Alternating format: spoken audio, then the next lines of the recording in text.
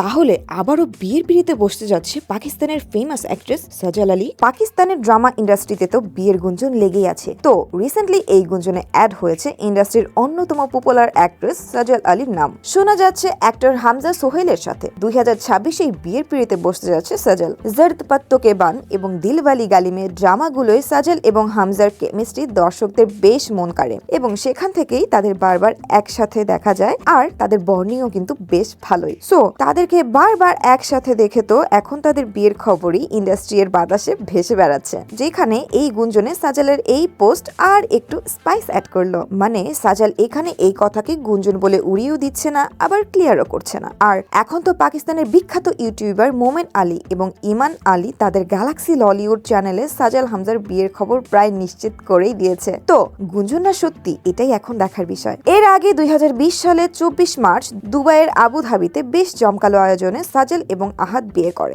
এই জুটির ফ্যান এতই বেশি ছিল যে সবাই তাদেরকে ভালোবেসে সাহাদ নামে ডাকত। কিন্তু মাত্র 2 বছর পর 2022 সালে মার্চ মাসে তাদের বিচ্ছেদের খবর সামনে আসে, যা অনেক ভক্তদেরই মন ভেঙে দেয়।